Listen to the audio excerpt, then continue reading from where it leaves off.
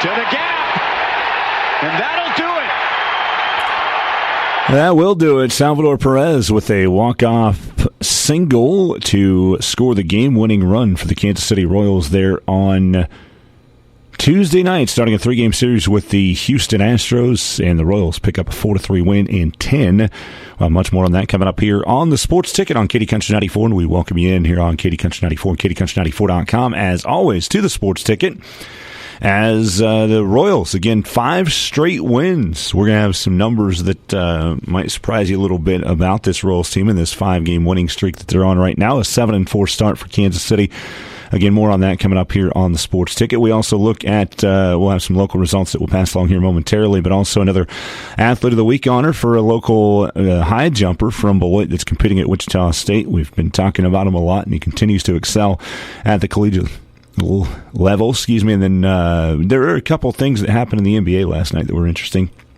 Well, I should say one was interesting and one was possibly some bad news, but we'll get to that as well. And we will also have K-State in focus, and a college basketball legend is retiring. Has retired, actually. It's all coming up here on the Sports Ticket. But first, I want to pass along some local information, and a lot of activity taking place on Tuesday in the area. There were some big baseball games there in Clay Center with Beloit at Clay Center. Beloit was ranked number 9 in Class 3A going into that doubleheader. Clay Center number 1 in Class 4A. Beloit was a little bit short-handed, as we talked about yesterday, but Clay Center, a very, very good team, and they get the sweep. They win the first game 14-0 in 5 innings and took game 2 11-0 in 5 innings. So Clay Center 10-0 on the season. Beloit dropping to 5-3 with those 2 losses, but obviously playing Clay Center is a chance for you to understand where you're at and learn from it. So again, that is baseball yesterday. Also, Russell, Sylvan Lucas, Lincoln competing in Lucas. Russell getting the sweep there, 11-0 in 6 innings in the first game, and they fought for the second game, but Russell came away with a 10-8 win in 8. Wamego over Concordia in a sweep, 4-3 and 9 in the first game, and 7-2 in game 2 for the Red Raiders. In softball, Beloit splitting with Clay Center Wakefield, winning the first game 10-8 and losing the second 8-0. Beloit now 7-1 on the season on the softball diamond. And in the NCKL, Wamego sweeping Concordia 11-0 in 6 in game 1 and taking the second game 9-2. Track and field yesterday, a great day for the Beloit Lady Trojans. They finished first place with a 181 total score. That was 98 points better than second place Marysville with 83. Individual gold medal winners from the area, Ashley Nada Beloit in the 100 and 200, Madison Howland of Smith Center in the 1600 and 3200. Scarlett Ludwig of Beloit took first in the 100 and 300 meter hurdles. Also, 4x1 went to Beloit, the 4x1 weight relay to St. John's. Ashlyn Schultz of Osborne, a career best in the high jump at 5'4", taking first place.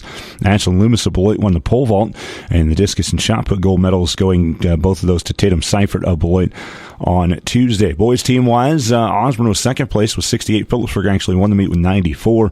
Individual gold medal winners from the area, Mason Baker in the 400-meter dash for Thunder Ridge.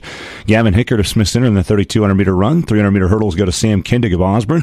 4x1, Osborne takes first place. They also won the 4x8, 4x1 weight relay to Beloit. Dante Peterson of Southern Cloud won the high jump, and the shot put gold medal going to Eli Johnson on Tuesday. Stockton Invitational, girls team-wise, a first-place finish for Sylvan Lucas. Cody Hill of Sylvan Lucas took first place, gold medal in the 400 and 800. Also for the Lady Mustangs, a gold medal for Maggie Labertu in the long jump.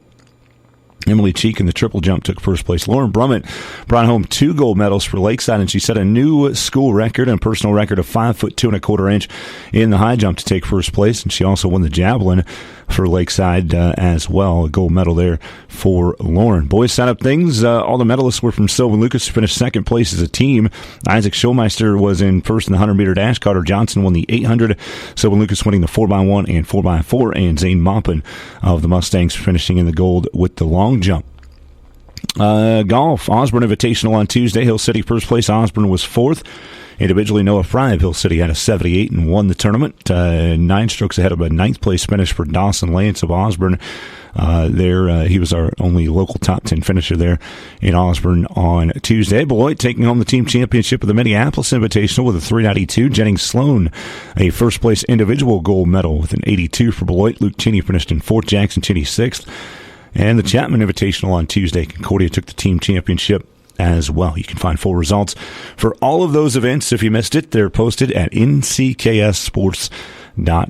So that's a look at what happened in yesterday's high school sports action. Again, you're on the Sports Ticket, brought to you by Keefer Brothers Automotive in Beloit. You can find them south of the courthouse in Beloit. They're your home team for fast and friendly auto repair. All right, one other local note for the second straight week. Beloit native and St. John's grad Brady Palen has been named the American Athletic Conference Field Athlete of the Week for Wichita State. He won the high jump at the Arkansas Spring Invitational last weekend, a jump of 2.20 meters or 7.2.5. The mark is tied for fourth in the NCAA, leads the AAC by 9 centimeters. He's jumped over 7 feet 19 times in his career now. And you can read much more about Brady and what he was able to accomplish there at GoShockers.com. So that updates you on all the local sports going on in the area. If you ever have any questions or want to see the schedules, standings, scores, as we get results, we post them. Sometimes we don't get those. And if I don't have them, I can't post them. We can't post them at ncksports.com. But everything we do get, we try to update timely. ncksports.com is your home for high school sports here in north central Kansas.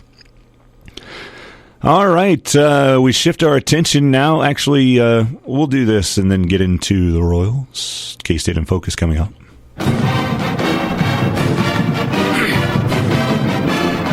It's time for K-State in Focus. Our focus on Kansas State athletics, brought to you by Heineken Electric in Beloit and by Hanson Auction Realty in Beloit.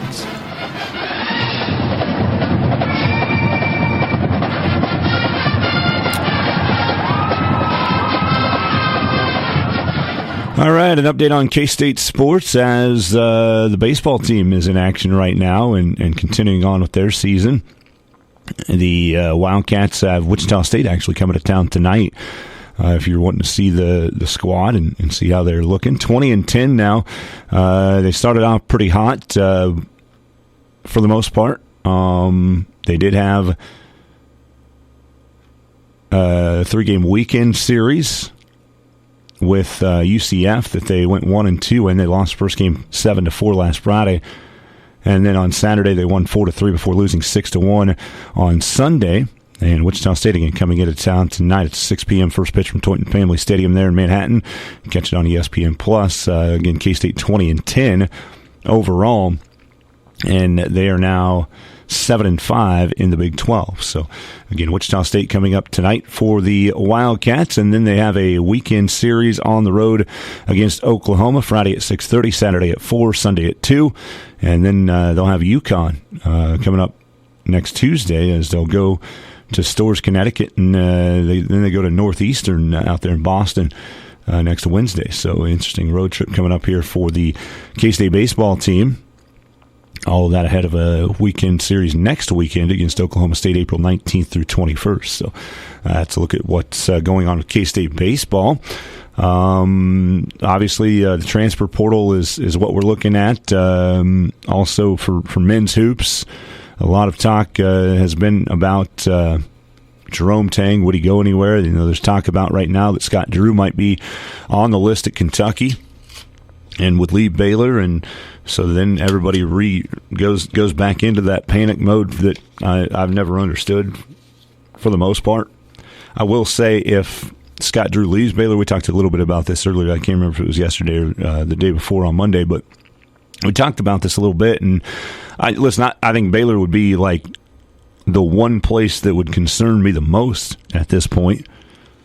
But I don't know. Jerome Tang.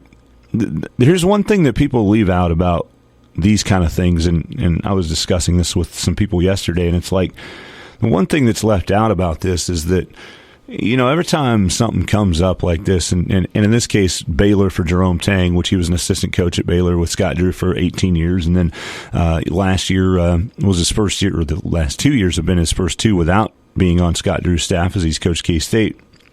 Made the Elite Eight run in the first year, and then this past year losing the first round of the NIT. But, I think stock went down just a little bit this year for Jerome Tang. Not a lot, because he's still a commodity that I think some people would want other than just K-State. But, you know, Baylor is the place that everybody would be concerned about, and I understand that he spent so much time at Baylor. But the thing about Baylor is, and this is what I said, I'm pretty sure it was Monday, but the thing that ties Jerome Tang to Baylor is Scott Drew. And for me, I just feel like Jerome Tang is a relationship guy. And he gives that vibe of he cares about people and wants to be connected with people. Not necessarily university. He's connected with Kansas State. He loves K-State. You can tell that with the energy that he exudes about the university. And part of that is because he is employed by the university and it looks good. But I think there's a lot of it that's genuine, and he really does love Kansas State. And so that's one thing that I don't think people really are focusing a lot on is Gene Taylor gave him a chance at K-State to be a head coach, and he took that chance, and this was the opportunity that he felt was the best one that fit him.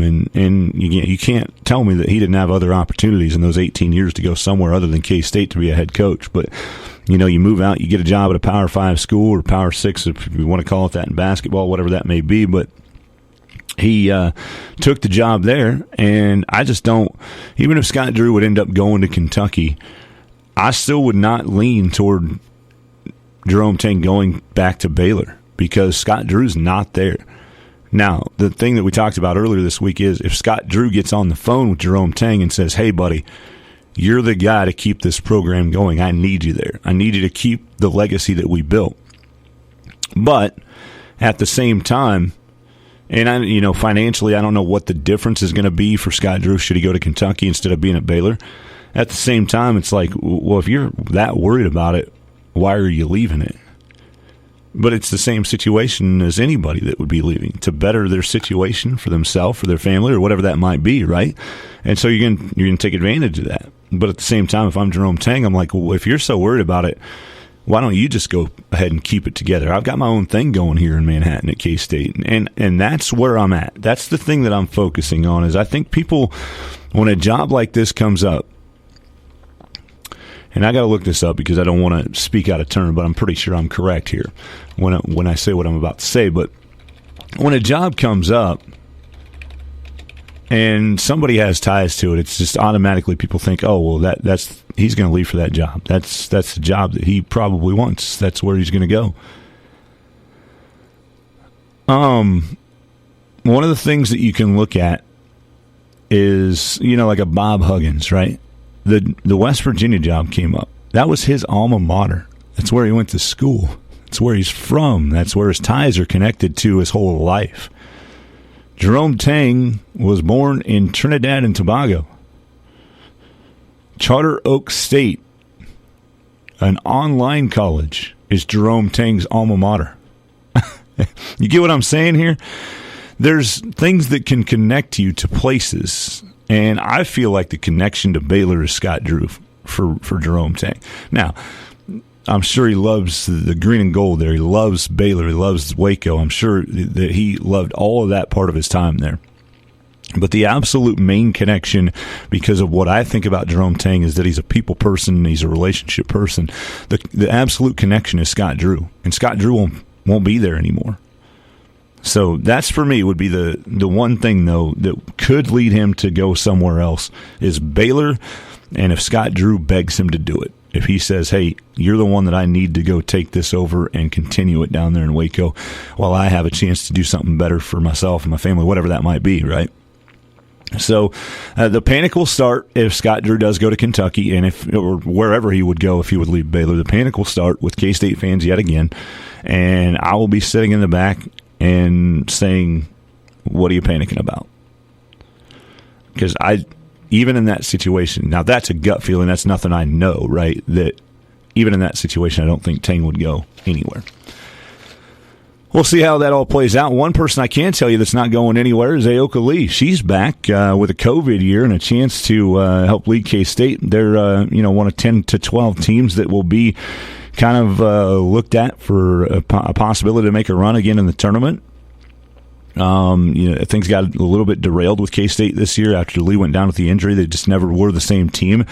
after she broke her foot and her ankle, and played one game on it against Texas, and they picked up a win against a very good team at Bramlage Coliseum. But then, they fought 2 days later at Baylor to get a win on the road. But there were some struggles, some games where they barely got through, and actually did pick up wins. But credit them, that makes them a team that was very, very good, but they just never got to the same form. And Aoka was never healthy really all season long, but they never really got to the form that they wanted to be at to be able to have the success that they wanted to in the tournament. So, Aoka Lee is coming back, though. So the thing you want is for her to be healthy, and that's for a full year. Again, she missed the entire season, 2022-23, after a surgery on her knee, and missed a lot of last season, too, because of the foot injury. So that's the good news for K-State today. Aoka Lee is returning for 2024-25. She's all-time leading rebounder. She leads K-State in points per game all-time at over 19. And, she's obviously, if she is healthy and plays, she will probably, in the non-conference, set the all-time scoring record at K-State coming up next year. So, again, that's predicated on if she stays healthy and can be able to play. So, again, she does rank third right now all-time in points, and again, just under 2,200, 2194, and she does hold the school record for career scoring average, as I mentioned, at 19.2, career rebound record at 1,118, and the record for rebounding average at just under 10 a game, and the record holder with career blocks at 310 and blocks per game at 2.7, and career double-doubles at 60. Again, first player in program history with 300 more career blocks, 100 more career steals. Has all-time record for single game scoring in a game with 61 against Oklahoma a few years back. And so Aoka Lee coming back to K-State to be a part of this Wildcat program. Our focus on K-State athletics today brought to you by Heineken Electric in Beloit and by Hanson Auction and Realty in Beloit. Take another break. When we come back, break up the Royals. They are hot. I'm Elijah at Keever Brothers Automotive in Beloit. When your vehicle has a problem or needs maintenance, Keever Brothers is your home for fast, friendly auto repair. Whether you need tires, brakes, batteries, belts, hoses, air conditioning, a transmission, engine, or just an oil change, there's only one thing you need to remember. We fix everything. Keever Brothers Automotive delivers fast, friendly auto repair, and we fix everything. Find us just south of the courthouse in Beloit and online at KeeverBrothers.com. The guys were hanging in there. They were putting together some pretty good at-bats. I thought we swung the bat, drove the ball around the field a little bit with nothing to show for it. And then the sac fly and Bobby's triple were huge. And then Vinny getting a ball in play, awkward spin in there, made it a tough play for Bregman. So, and both, they ran some good relievers out there, and there's tough at-bats. We had a couple chances that we didn't capitalize on, but overall just staying with it. I mean, I was really happy that Salvi did it, quickly, a lot of stuff that you don't have to try to figure out from then on out. Matt Couturier, the manager of the Royals, as they win 4-3 in extras, 10 innings against the Astros. First game of 3 there on Tuesday at Kauffman Stadium in Kansas City. So a big win there for the Royals. And they won 5 in a row and are hot after that. More on that coming up here in a moment. But just kind of look at the Royals game there last night. The Astros, Christian Javier was hot to start the season. He had 11 scoreless innings coming into the game, was 1-0 on the season. And then gave up his first runs not until the 5th inning last night. The Astros took a 3-0 lead. They got one in the first, one in the second, another in the fourth, and led 3-0 going into the bottom of the 5th when the Royals finally got some things going, scratched out 3 runs, a sac fly by Michael Garcia, a triple by Bobby Witt Jr., and Witt Jr. would score on an error, on a throwing error by Alex Bregman, as Vinny Pasquantino was safe at first, and Witt scored to tie the game at 3. And Christian Javier gave up his first runs of the season. He gave up 2 earned, 3 total, 5 hits, 4 strikeouts, did have 3 walks, 5 in a third inning, got a no decision. As did Cole Reagans. It was probably his worst start of the season. His ERA is now up to 2.60, giving up 3 runs, and 10 hits, a walk, and 5 strikeouts. Well, if you're the Astros, you really got to feel like you left some stuff out there, and they did. had 13 left on base, had 14 hits. They out-hit the Royals 14-7. Left 13 on base, had multiple opportunities to score, including in the 10th inning. It was here's why you sign a guy like Bobby Witt Jr. Obviously, you sign him for his bat. But when you get a guy like Bobby Witt Jr., who's a 5-tool player, there are so many examples in a game that you can figure out why you want to hold on to that guy and why you want to give him that long-term contract, which I'm still a little bit surprised about that they were able to get that done and lock him up for at least the next 7 years, a possibility of an 11-year contract, or contract extension. But he just makes so many plays and makes some of it look a lot easier than what anybody could even dream of being, right? The triple was huge in the 5th to get another run in. I got a hold of a pitch that was kind of left up and out, and he pushed it into the gap in right center, and it ended up going off the bottom of the wall, and there was some confusion in the outfield as to who was going to pick it up. They ended up getting it. He gets 3 out of it and gets an RBI triple to score Hunter Renfroe, and the speed that he has is unreal once he hits the base paths, and the base path, whatever, but he is just so fast and quick. And the quickness that he shows with his glove came into play there on Tuesday night, last night in the 10th inning. You know, you get the courtesy runner. The courtesy runner was at second, had a couple outs, and then in the 10th there, and a ground. It wasn't a ground out. It was a single, but a big-time play by Bobby Witt Jr. there. With 2 outs, it was Pena that was at the plate, Jeremy Pena.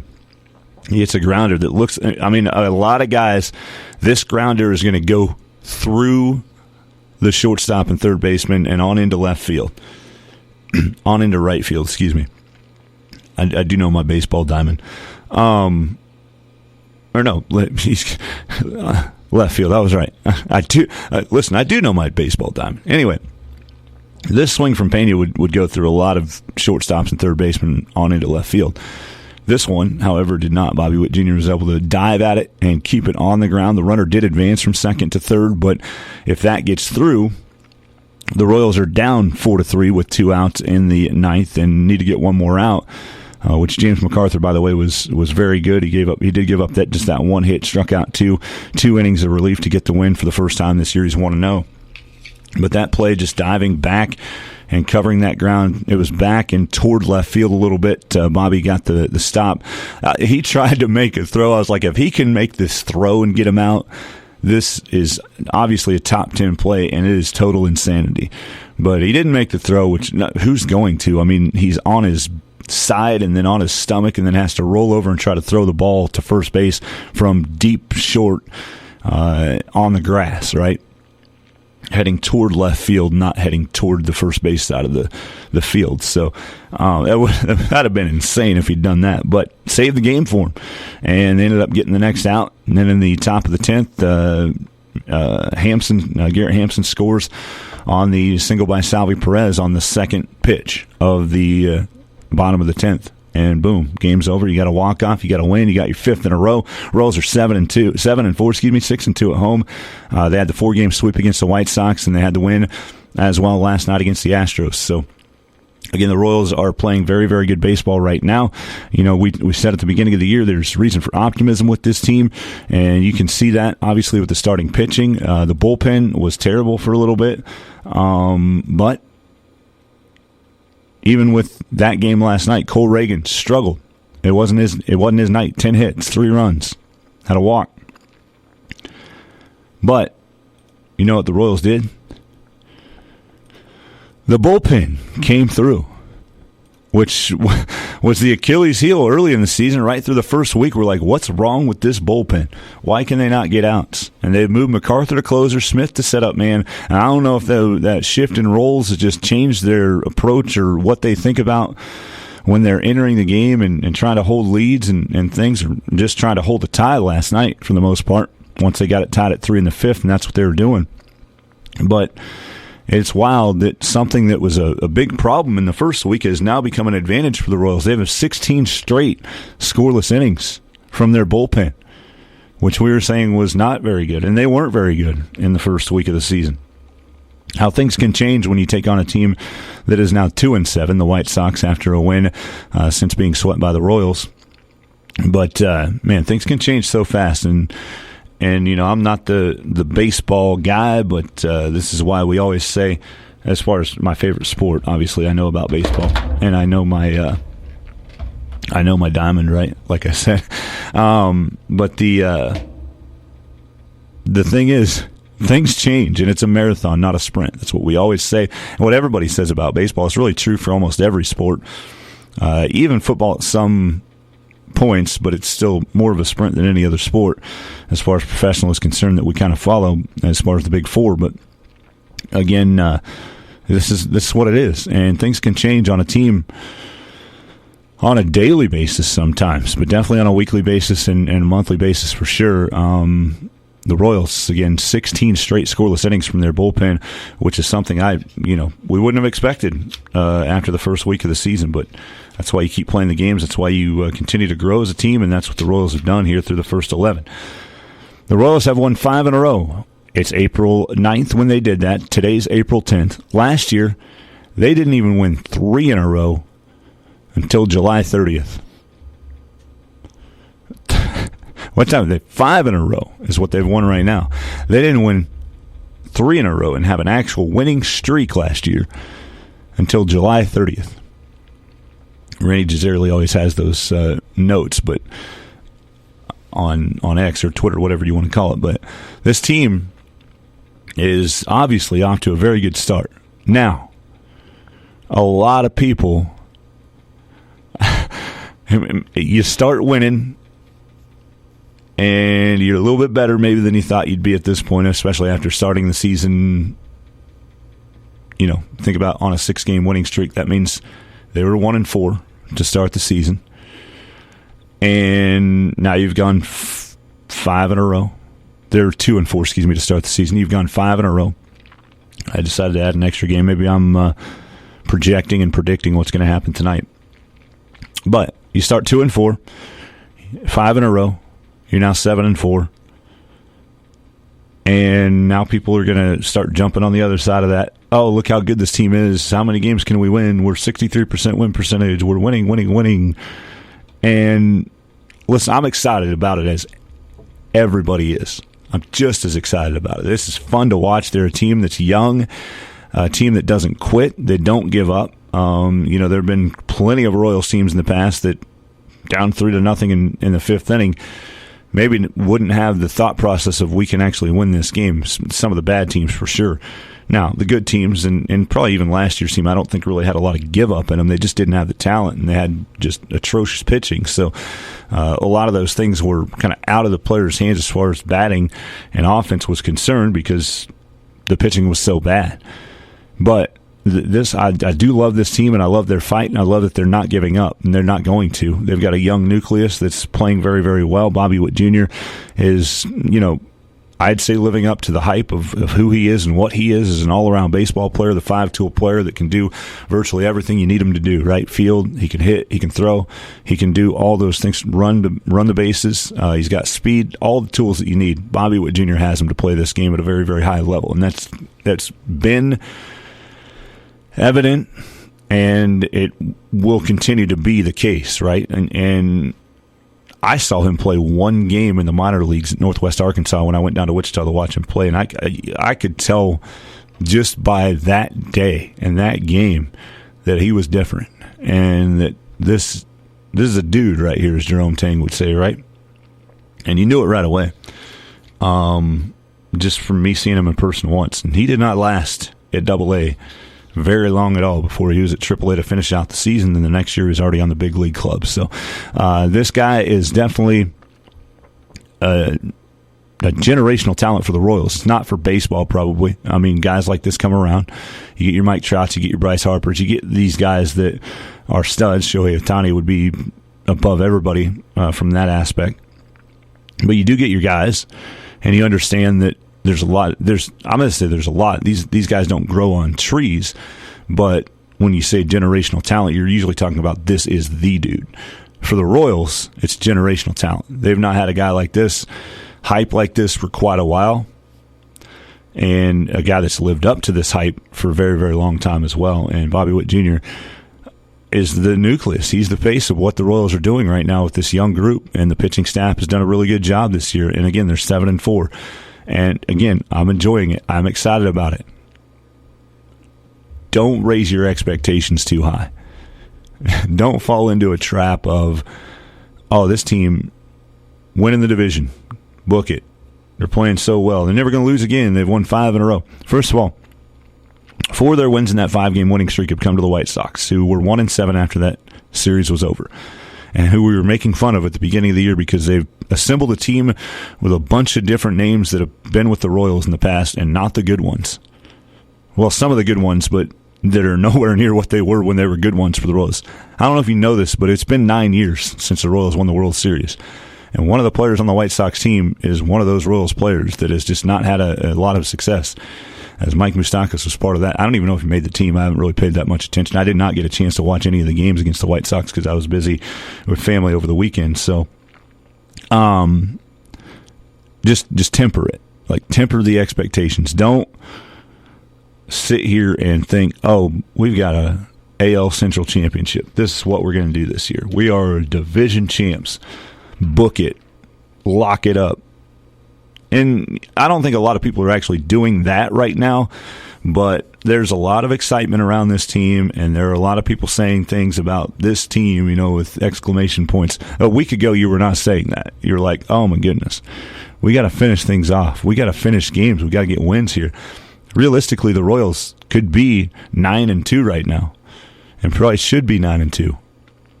But they're 7-4. It's the ebbs and flows of a baseball season. So don't get caught in it. Enjoy it. I'm not trying to take that away from you, because I'm enjoying every minute of it. It is exciting to see these young guys, and if they can continue to keep it, just like it was exciting to see the young guys back in 13, 14, and 15 build something special. And if they can do that, then it's going to be great. But give them time. Don't get your expectations so high that if they go through a bad stretch, which they will, they'll have a 5-game losing streak probably this year. At least, probably. So they'll do the same thing losing-wise that they've done winning-wise here in the last 5 games. I can almost promise it. I don't know the future. I can't fully promise it, or else I would be winning a lot of money with apps on my phone, right? But the odds are this team will go through a losing streak, and we'll have to face something like what they're doing on the winning side right now. So what I'm saying is, don't get those expectations too high, and if they falter, then you're mad and saying this team ain't any good, and you're mad at them and want to jump off the ship. Jump on the ship when you can jump on it, or the wagon, or whatever you want to call it. Jump on when you can. And, for people like me, I've been on this wagon since I knew how to interpret and understand where teams were and who teams were, as I was a guy that cheered basically for Kansas City teams growing up because I had family in Kansas City. That's really where it started, and it's quote-unquote local for me, right, to cheer for the Kansas City teams because they're the closest professional sports teams to us. And, well, I guess technically I was growing up right in between Kansas City and Denver, but who's gravitating toward Denver? Come on. I mean, come on. Just having fun with some of my Bronco fans out there that I'm friends with. So, but again, that's how I got into it. But jump on. If you're on, you're on. No, I don't want you jumping on right now at 7-4 and then getting mad if they have a 5-game losing streak and you're mad that they didn't win the division because you thought they would. Right now, they're second place in the division, tied with the Detroit Tigers, who are both 7-4. The Cleveland Guardians are 7-2 on the road. They're 8-3 overall. They had a winning streak that ended with a loss last night. I think the biggest thing that is popping out at me with the Royals, though, is they have a plus 20 run differential. Going into yesterday, or into this series, they had hit the most home runs, I believe, in the American League, and given up the fewest home runs in the American League. I think it's the American League. I don't think it was Major League Baseball. Either way, when you look at those numbers, that's surprising with how many games they played at home, which is 8 out of their 11 so far. And they've still been able to hit home runs and get those out of the park. So that bodes well for some of the younger guys and what this team could do. But the plus 20 run differential, I think, is the most surprising thing with this team. And the thing that gives me probably the most hope is that they are scoring runs and they're outscoring people or teams 48-28 right now. They have, I need to check on the league. They do have, with the Guardians, the fewest runs against here this year. Now the Guardians lead run differential at 34, and the Orioles are plus 21. But the Royals did get some wins against a win against the Orioles, if I remember right. And the Royals are right behind them at plus 20 at 7-4. Boston's plus 20; they're 7-4 as well. So I think that's probably something that sticks out because how many years have you seen the Royals? They're just not scoring runs. And that's why they lose a lot of games because their pitching gives up too many runs, and the team's just not scoring them. You know, how many times have we talked about Zach Greinke and even Cole Reagan to start this year where they're not getting run support, so they're not getting wins on their record, but they're holding teams down and doing really good things. So, right now the pitching is holding teams down. The offense is getting runs when they need them for the most part, and that's led to a 7-4 record with a plus 20 run differential. And again, this is the first last year the Royals did not have a straight up even winning streak until July 30th, and on April 9th and now going into today, April 10th, they have a 5-game winning streak. So again, there's a lot of reason to be optimistic and a lot of reason to be excited about this team, and I don't want to take that away from anybody. All I'm saying today is temper it a little bit. Enjoy this ride, but don't get so frustrated and mad if they have a 5-game losing streak in a week. It's still going to take time. It's still a young team learning each other. It's still, veterans from free agency that are being interspersed with a young core group. And it takes time to develop and build all that. So that's my biggest cautionary thing, is that 4 of these 7 wins have come against the White Sox, who are now 2-7. Temper it a little bit. Understand, yes, it's great that you actually won those games when you should. Winning games you should is very, very key to having success, and that's what the Royals have done pretty much for the most part this year. They've had 2 games, like I said, that they should have won that they let slip away. But, going into those games, you don't always necessarily say, hey, they should win this game. Those 2 are how the game went. That's the progress of what happened during the 9-inning game, and that you should win based on that. But going in before the first inning, it's not always like, okay, we should win today. The White Sox, those are games you should win. They're coming in 1-3. You beat them the first time, you beat them the second time. Now you're feeling like, okay, yeah, this team we should be beating every time, or at least 3 out of 4. And they got the 4-game sweep, and they did what they were supposed to do in those games and got wins. So if you can do that and continue to do that, then yeah, you're going to have a great season. Things are going to go real well for you. So again, the Royals 7-4. They'll play again tonight, 6:40, I believe. First pitch, let me pull that back up. Yeah, 6:40. Seth Lugo's 1-0 with a .71 ERA and 2 starts this year for the Royals, and he'll face Spencer Arrighetti, who's making his Major League Baseball debut tonight for the Royals. Couple notes from the NBA, and then we'll talk about an unbelievable legend of a coach that has stepped down and is retiring. The NBA last night, well, first of all, I'll talk about this. Giannis Antetokounmpo had an Achilles injury last night. He left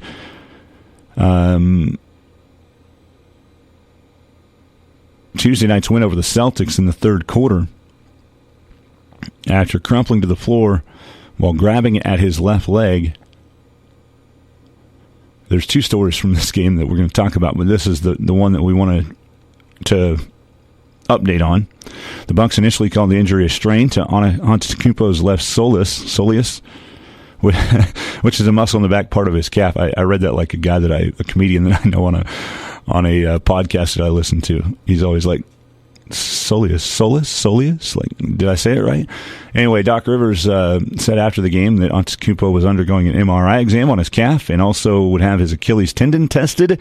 The left Achilles tendon is fully intact. So that's good news for Giannis Antetokounmpo as the Bucks star looks to return to play, and that will depend on how quickly the left calf strain does heal again for Giannis. Now, as far as the game was concerned, there's a couple things that are, well, it's all related to one thing that was kind of wild in this game last night. And that is the free throw shooting. there were a total in an NBA game, in a 48-minute NBA game, a total of 2 free throws attempted.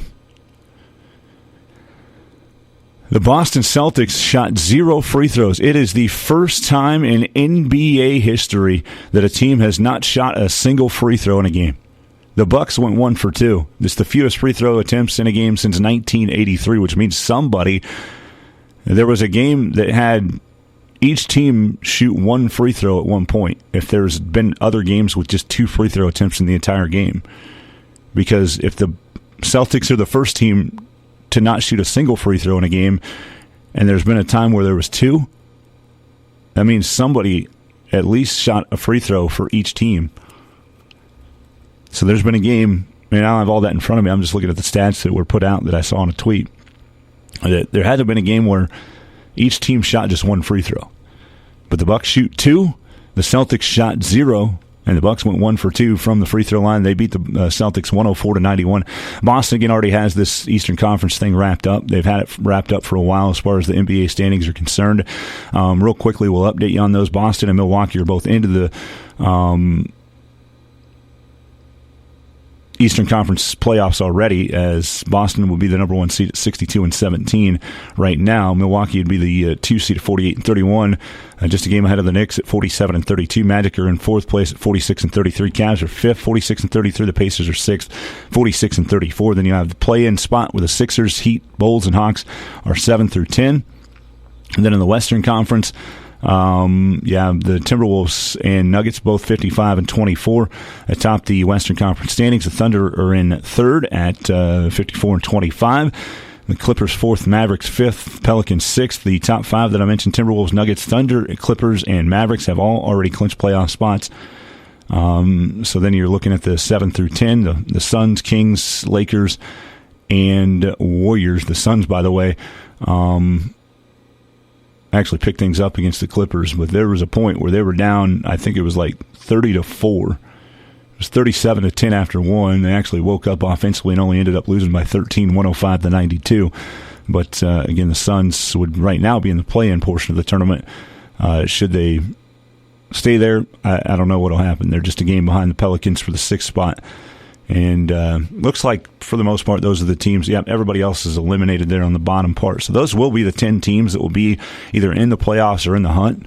Top 6, T-Wolves, Nuggets, Thunder, Clippers, Mavericks, Pelicans, and then 7 through 10 is the Suns, Kings, Lakers, Warriors. So now it all just depends on where all those teams are going to fall as far as seeding is concerned. Rockets, Jazz, Grizzlies, Trailblazers, and Spurs have all been eliminated from playoff contention already. So that's an update on the NBA. It's wow, man. 0 free throws attempted by the Celtics in their loss last night to the Bucks.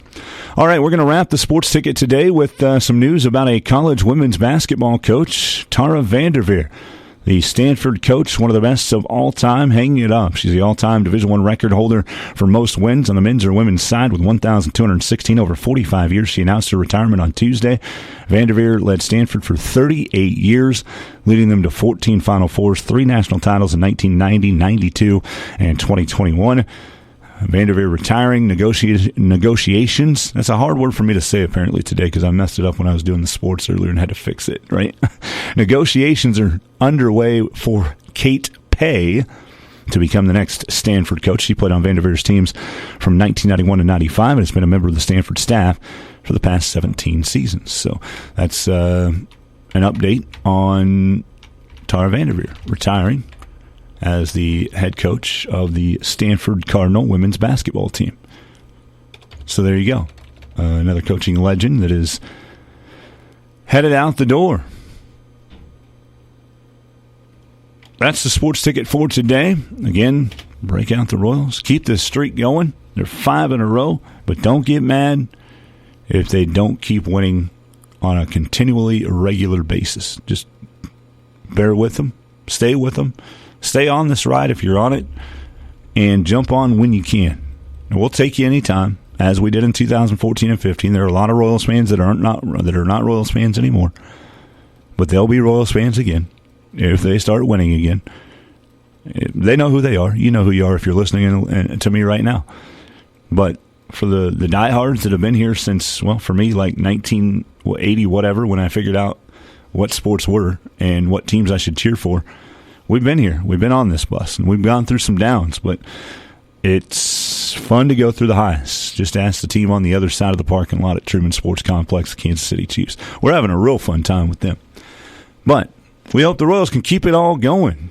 5-game winning streak for Kansas City. We'll see if they can extend it to 6:40 tonight against the Astros in Kansas City. Have a great day, everybody. State, regional, and national sports talk on your schedule. The Sports Ticket Podcast. Subscribe via Apple, Google, and TuneIn Podcasts or sunflowerstateradio.com.